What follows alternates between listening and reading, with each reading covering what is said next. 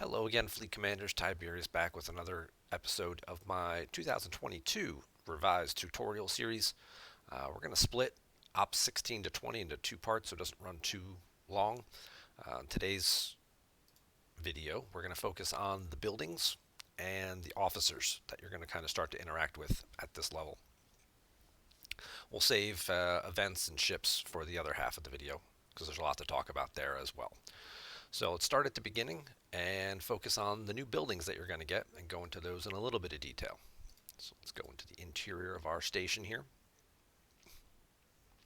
The first new building that you're going to unlock at Op 16 is the Exocom Factory. The Exocom Factory here, the Exocoms are basically short-term boosts. You can see them over here.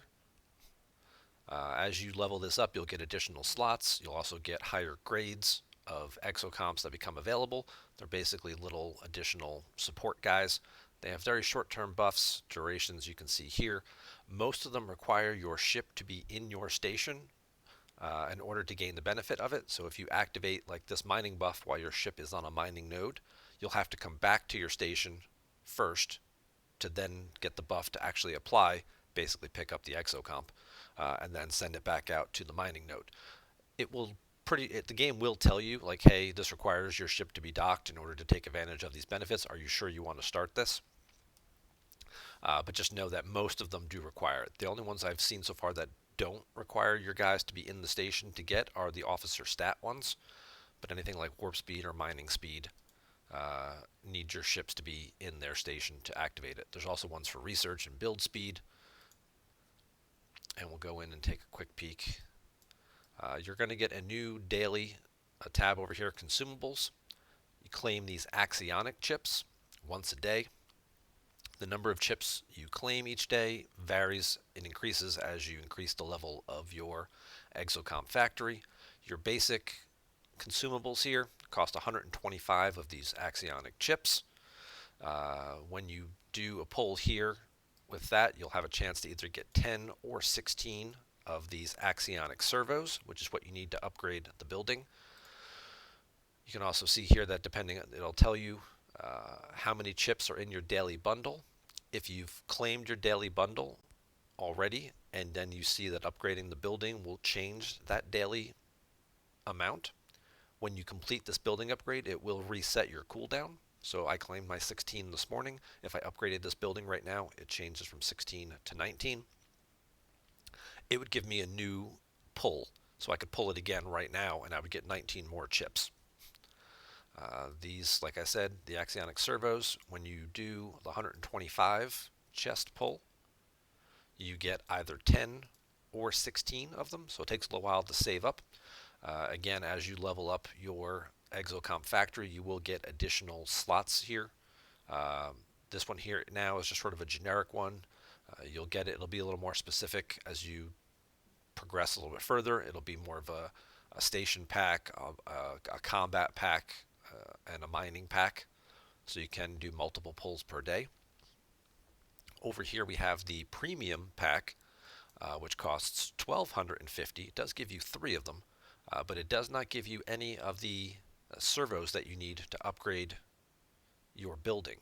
But as you can see here, just from some of them, we see officer stats, boosts to crystal mining, boosts to warp speed, research, build speed, all these kinds of things. You'll also get, there's one for armadas as well. Obviously, the rare ones are a little harder to get. You can see the different ratios there.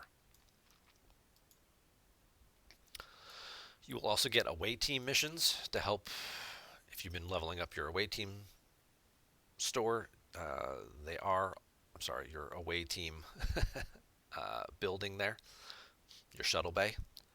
One of the missions that you'll have available to you is this tactical simulator, which does award axionic chips, so it will help you be able to continue to do that on a regular basis. Like I said, you're only getting about 16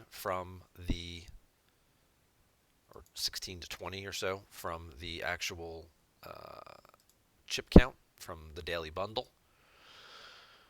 And if you need 125 to do a pull, that's like 1 a week. It's not really good, so you need to do the away teams as well to get more chips so you can keep doing this on a more consistent basis. You will also get a new daily to activate one exocomp per day, and that will give you 20 chips for doing it. So a little bit of a recycling method there as well. There's some good boosts in there. You just got to remember to use them and use them wisely. If there happens to be uh, a solo leaderboard event for like a research solo leaderboard or a station solo leaderboard where you're going to run off multiple buildings in a row, that's a great time to activate a research buff or a station buff to improve the overall speed. So just something to keep in mind there. Moving along, since it's right here, we'll talk about the refinery a little bit. So two things with the refinery. When you upgrade your operations to Ops 16 and Ops 18, the bundles that you get here that become available, the amounts in them change. And anytime the bundles change, it also resets your cooldown. Same principle we talked about with the Exocom Factory. So when you get to Ops 16, these reset. So if you happen to pull them, finish your upgrade, then your cooldown will be reset and you can pull them again and get additional resources. Like I said, this happens at 16 and at 18. Other thing to note here with the refinery, uh, every level of the refinery except level 20 has a pretty similar requirements. It's your operations has to be at a current level, and then usually you need the shipyard as well. So if I wanted to upgrade this building to Ops 20, just to level 20, I would need Ops at 20 and probably the shipyard at 20 in order to move it up. Level 20 is the exception to this. Level 20 requires the shipyard, but instead of operations, it requires the parsteel and the dilithium warehouses. It's a little bit of a sort of check and balance situation where the game is sort of making you play catch up on your warehouses, because the warehouse, to upgrade them, they usually require the generators, whether it's just A, sometimes they require A and B. So you have to keep these up to date in order to keep this up to date, which then triggers into some of your other buildings or your researches. But the thing of note here is that if you wanted to camp out at Ops 19 for a little bit and catch up on some of your researches and your faction reputation or things like that, you could upgrade your ops to 20, and at 20 you get the ability to do small refines of 3-star materials. You're probably going to get mostly commons at that point, but it could help if you were to acquire a ship like the North Star, which does require some 3-star resources to upgrade. Uh, this could give you a little bit of an advantage there. We'll talk more about the North Star in the other video, though. There is also additional research for new buildings in your station tab. Fleet Commander is available at 17. That's going to give you a new dry dock. It's going to give you dry dock C. Then you can go over here and do Defense Platform Level 2, which is going to give you Defense Platform C. Other buildings that you can unlock include the ship hangar, and then at 20 you can get the scrapyard. We'll focus more on the scrapyard when we talk about ships and its benefits. I also did a separate video on the scrapyard about a year ago that you can find in my basics playlist. Give you some more details about that, but the scrapyard is going to go right here when you get to Ops 20. This basically lets you recycle your old ships and get additional resources for them. Good way to help gain extra resources for your progression is through the scrapyard. The ship hangar improves not just your hull bonus, but also gives you additional inventory slots so you can hold more ships. Some people ask, you keep getting all these extra blueprints for all these low-level ships. It's like, well, why am I going to build another Finger? I can build 3 of them right now. Why would I do that? I'm going to fill up my hangar. Well, now you've got more spaces in case you want to build extra copies of these ships. But you can also build them and then scrap them to get additional resources. The 1-star common ships, when you scrap those, you get 2-star materials. The 2-star ships, when you scrap them, you get 3-star materials. Doesn't hold true with the 3-star ships. Again, we'll cover that later, or you can check out the previous video that I did on the scrapyard. The other thing to note, as your buildings get to, once you get to Ops 17, some of your major building, most of your major buildings, your academy, your research center, your shipyard and things, refinery, these buildings start to require uncommon resources to continue to upgrade them. So now you're starting to see that direct competition between, do I upgrade my ships or do I upgrade my buildings? And for that, I'll just say briefly that ships are kind of like clothes. You outgrow them and you recycle them and kind of work on, your next new set of clothes as you get a little bigger. Buildings and research last forever. So usually you want to prioritize doing the building upgrades. I know it's a little harder because if you're trying to complete your dailies and things like that, sometimes your ships are just a little underpowered. But these ships are going to kind of max out at right around 30, 35,000, depending on your officers and your research anyway. So don't have too lofty of expectations that like, oh, I'm going to level this ship up and I'm just going to keep spending on these ships, and then I'm going to be able to kill these mission bosses that are 50, 60,000 for these missions that I'm starting to get here in the 18, 19 range. It's probably not going to happen. You're probably going to need to wait and to do those until you get into your 20s and get a 3-star ship. So keep that in mind, and that it's probably more to your long-term benefit to do the building upgrades when you can there. The generators don't start requiring that type of materials for well into your 40s. At Ops 25, the warehouse and the vaults will start to require some small materials as well. So you've got some time with this half, but these major buildings, the ones that really sort of trigger when you can upgrade your operations, shipyard, refinery, defense technologies platform, which is what we're working on right now, astronautic studio, hangar, yeah, that kind of stuff.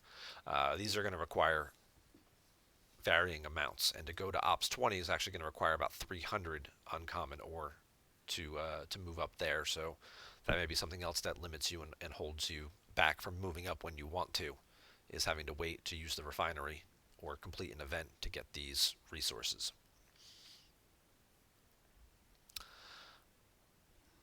That's it for buildings, for new buildings, for additional buildings. Other things out here, of course, with the new defense platform and with the new dry dock, the dry dock has to be up. The defense platform can only be upgraded to match the level of the dry dock. So you're going to kind of have to keep doing these in tandem. Upgrade this so then you can upgrade the defense platform. You do want to make sure you do have your defense platforms upgraded significantly as you don't fall behind on those. These are what help protect your base from other players. And as you get to be a higher and higher level, the range of opponents that can attack you gets bigger and bigger. Let's pull that up real quick. We've talked about this before in other videos, but just as a quick reminder, whoops, Karnak's guide is awesome for this. So when you're in your teens, it's basically 2 below you and 2 above you that you can attack and be attacked by. But when you get to 20, that gap starts to widen. It's still 2 below, but now it's 4 above, and then it's 6 above, and then it's 8 above, and then it's 10 above.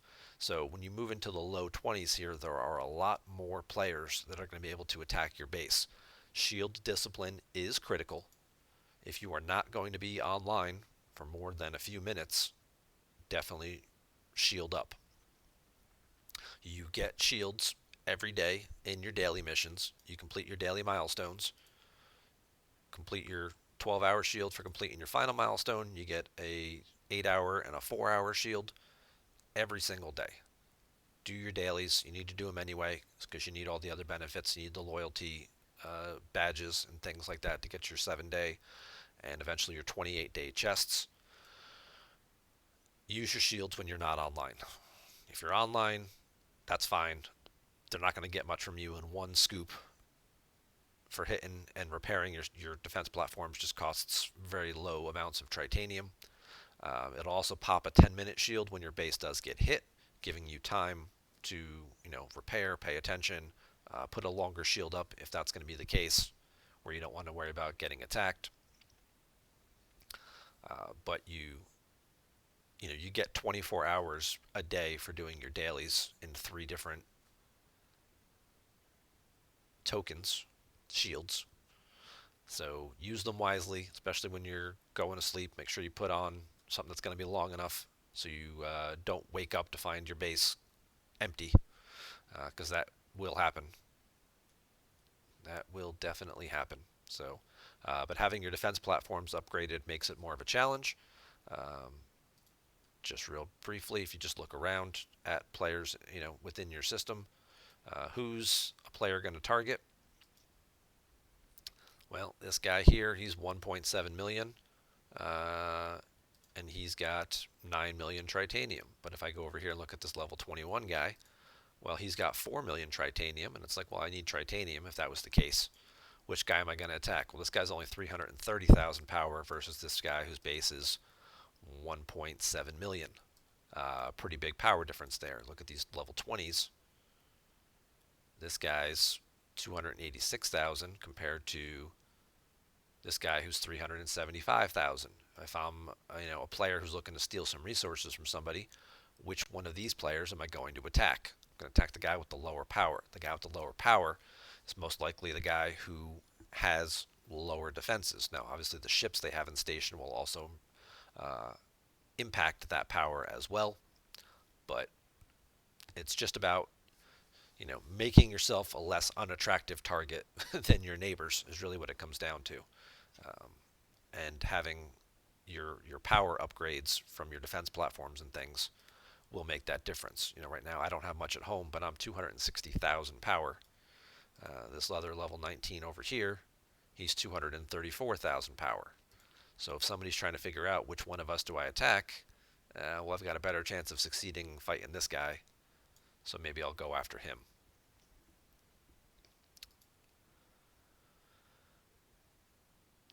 That's it for buildings. Let's talk about officers.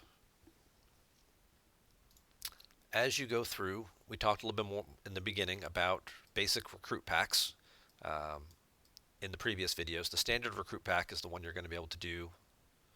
Continue to get these. They get a little harder to source, but they are a good way to get some of the basic officers.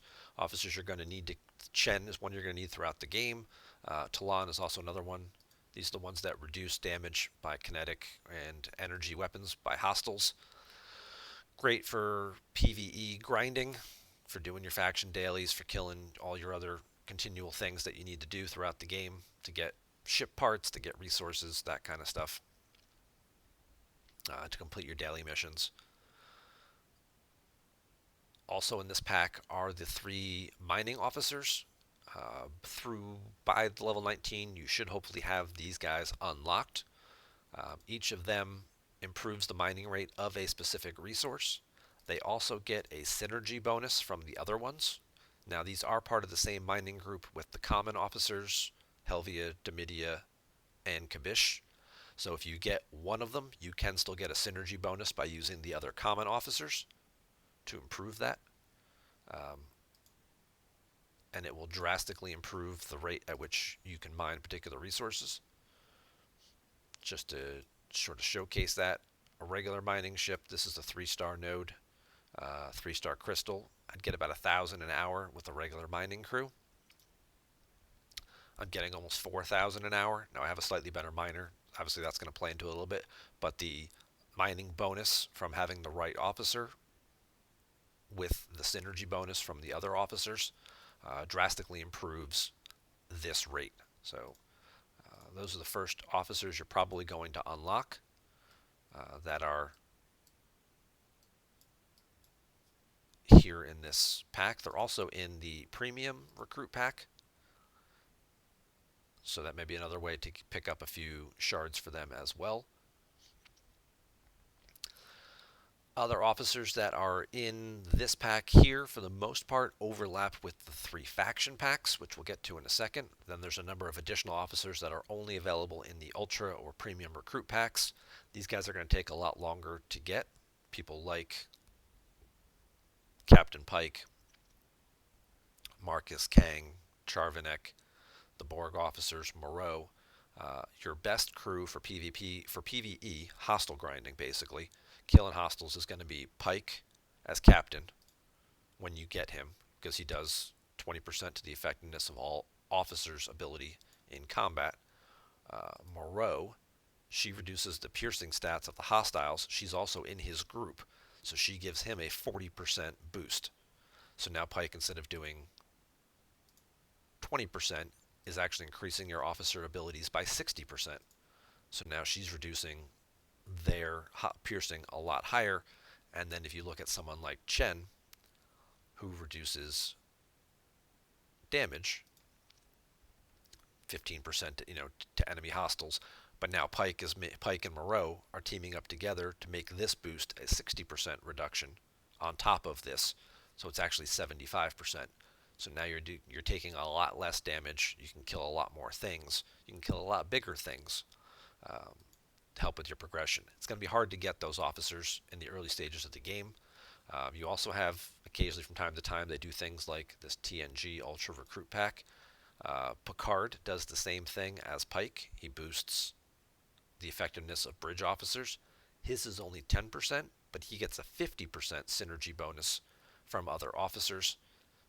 Whereas Pike gets 40% from Moreau, Picard gets 50% from the other next generation officers.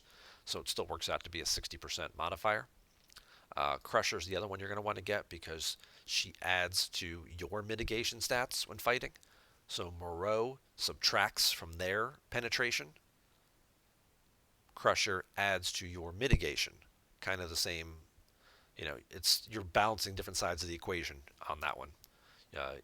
You're lowering their ability to penetrate your shields and your mitigation, or you're improving your stats, making their damage less that way. So either way, you kind of come out to about the same net result there on that one.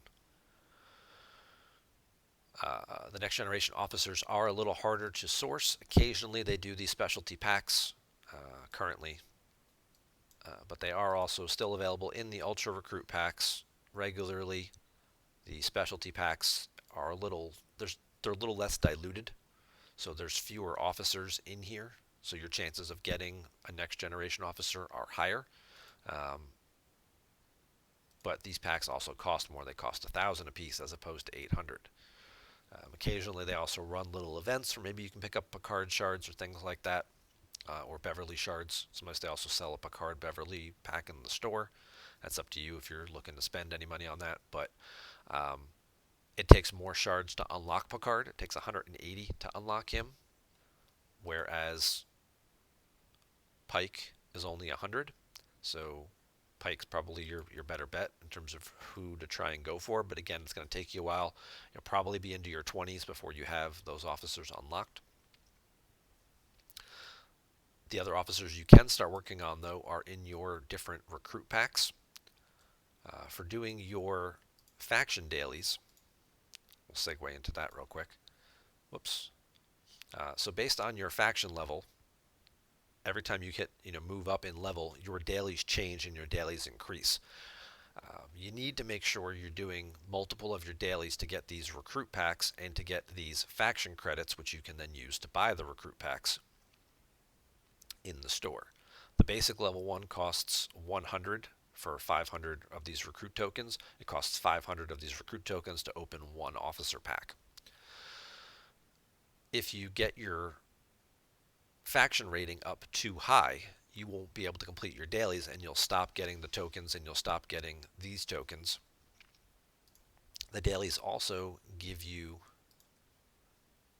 additional benefits as well, whether it's repair speed-ups. In this case right here, you're getting building speed-ups when you have to kill 22s and 23s, which is right where I am. You're getting building speed-ups. The level below and the level above your faction daily missions here give repair speed-ups instead. So I'm kind of trying to sit in that sweet spot right on tolerated to get those building speed-ups, because I need the building speed-ups a lot more. Buildings take a lot longer than ship repairs. and then I need the ship speed ups. Whoops, that's not what I wanted. Also right here, you'll see for doing the missions, killing 22s, you get a little bit of credits, and you get these recruit tokens. These start to add up over time to give you the additional officer pulls. Also in your daily events, you'll see your reputation events here. You can also get, in addition to the faction rep, you can also get credits that way. I definitely recommend doing 2 factions at a time, especially in the early stages. You want to get as many recruit tokens so you can get as many officer chest pulls as you possibly can. It will also help offset your faction rep improvement every day. So I'm gaining, if I do this whole mission, I gain 8, 12, 14, 1500 Klingon reputation. And every time I do a milestone, I lose half of that amount in the other reputations. So I gain 1500 Klingon, I lose 750 Romulan.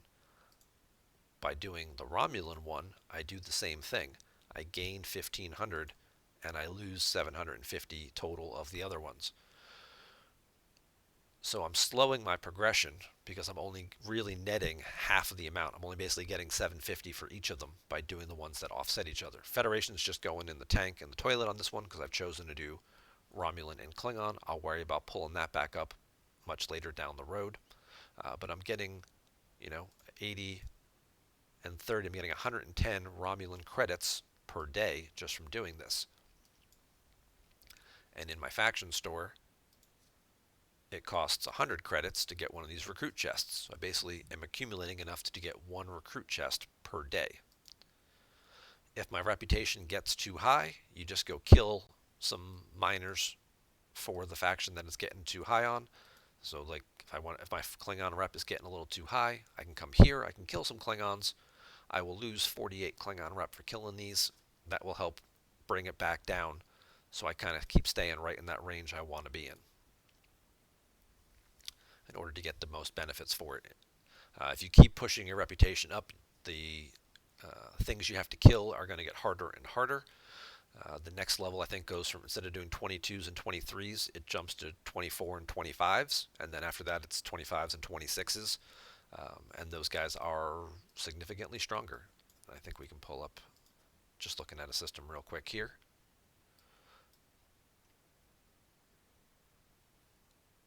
26s, 66,000 strength.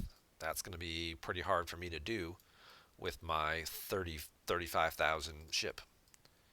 These guys are going to be a lot harder to kill, 87,000 for a 27. So if I keep pushing myself too high, I'm not going to be able to do the missions. I'm not going to be able to get the credits. I could just keep killing stuff and farming them for, killing 23s and 24s and just getting the faction rep to keep improving so I get more options in the store. But if I'm not getting the credits from doing the daily missions, it's not really going to matter. What am I going to be able to spend those resources on is going to kind of be the issue. But yeah, I mean, I could keep killing these to get 16 points a kill. When you get to 10 million reputation, your reputation locks. It can never go back below that number.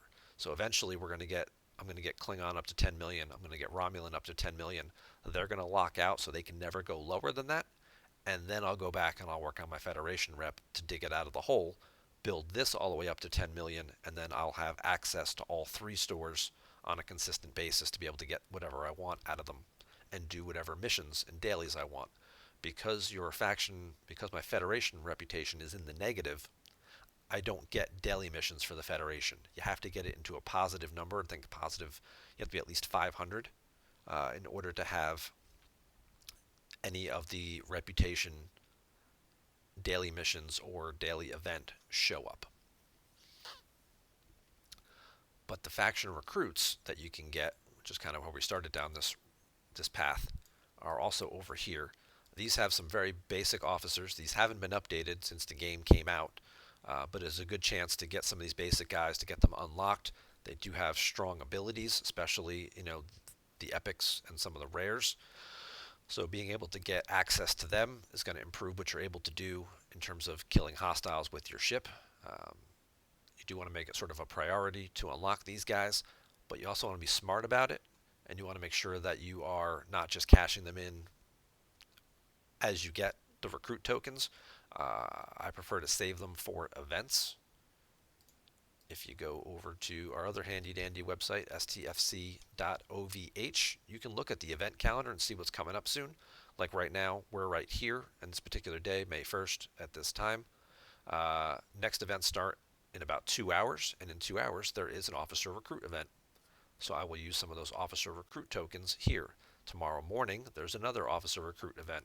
I will use those. This will give, completing these missions gives you different resources. Now it's because I'm logged in as my Ops 40 account, it's showing me the 4-star payouts.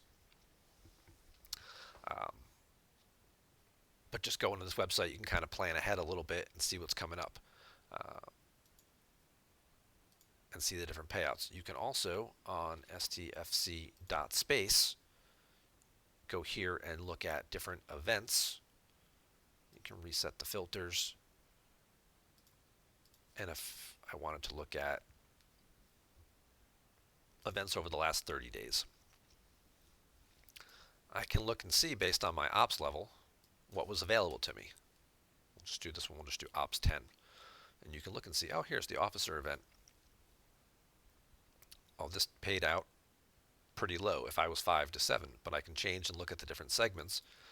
16 to 17, if I was that ops level, I would get, okay, I'm getting a couple of uncommon resources for doing this stuff. Some common and some uncommon. And as I moved up, 18 to 19, okay, now I'm getting some more uncommon crystal, uncommon ore and things, and I can see what my point total looks at. This was for spending officer XP.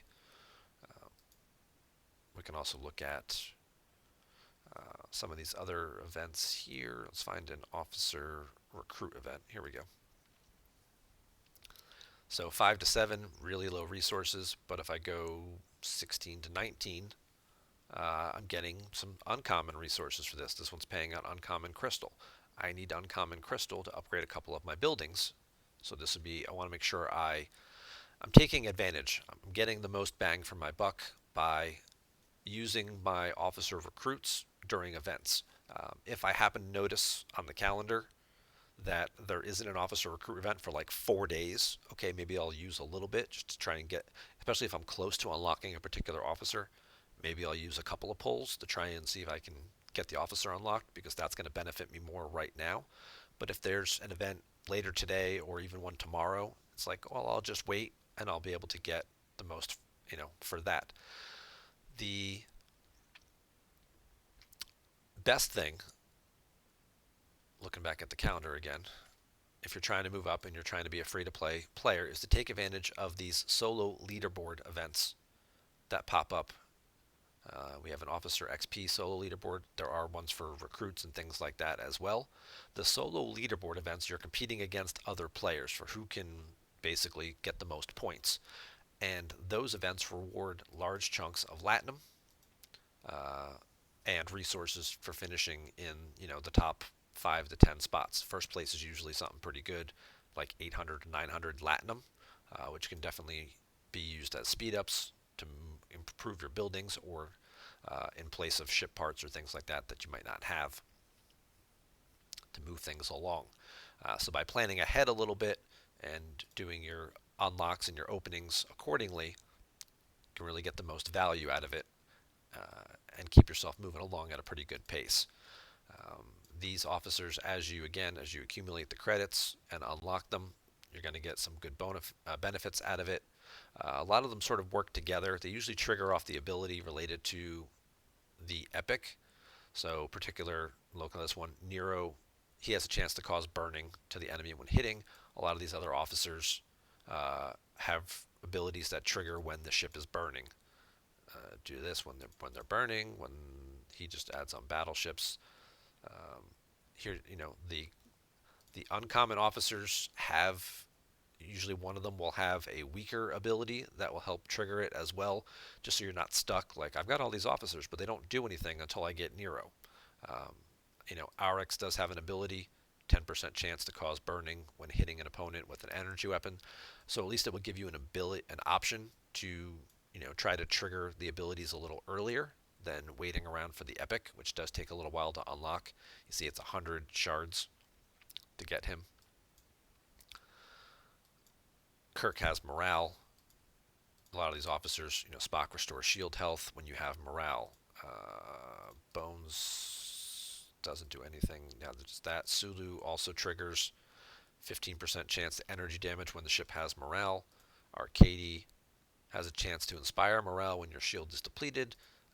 Sulu has a chance to inspire morale after you're hit by a criticals. So again, these abilities aren't as consistent as Kirk, who just has a 50% chance to inspire morale for 2 rounds. Um, but they at least give you the potential to start to use some of these abilities a little earlier. And Gorkon is related to causing hull breach. So, cause hull breach when you hit the ship with a critical hit, which will trigger things like boosting critical damage with Kurla. She's got a chance to cause hull breach as well. So, there's different things in here that kind of trigger off that bonus to kinetic damage when they have a hull breach. Hull breach is an ability that when you hit with a critical, it's a damage multiplier. So that's how that one works. So if I cause a hull breach, instead of my critical doing, 100% more damage, it might be 150 or more, or 200% damage. They kind of stack. I don't want to get into the math too hard on that right now, but just know that having a hull breach when you hit with a critical while they're hull breached increases the amount of damage that you do. Uh, Morale basically improves your accuracy and some of your other penetration stats, so you kind of reduce their mitigation a little bit, as well as triggering your abilities. And burning is an ability that applies at the end of the round. If your ship is still alive at the end of the round and they're burning, you take away 1% of their remaining hull health. It's remaining hull health. It's not the original hull health, so it's not like, well, if I just survive 100 rounds, the burning will kill them 100%, right? 1 times 100. It's their remaining hull health, so it's not quite as good, but it can do some damage. Might be the difference between you surviving in a fight or not. Um, that's going to do it for this section of the video. Again, I didn't want to get too long into the buildings and stuff and all the other things. I will come back and do a second half where we'll talk more about the events a little bit more. We'll talk about the ships and how to source them. Last thing I do want to mention officers real quick. I forgot about this. The augment, you're going to get some missions that will unlock the augment stores. You do want to make sure that you're doing that as well, because this is an ability to start getting additional officers right in here. These officers have pretty high stats when they're leveled up, so they're great for lower deck slots or away team missions. Even if you're not using them in the bridge of your ship, they are a good way to boost your stats there. Thanks for watching. Leave any comments or questions down in the comments below, and check out my other videos related to individual things like the scrapyard that I've done there. And I'll be back with part 2 in a few days, and we will talk about the ships and some of the other things that I didn't get to cover in this video. So thanks for watching. See you around the galaxy.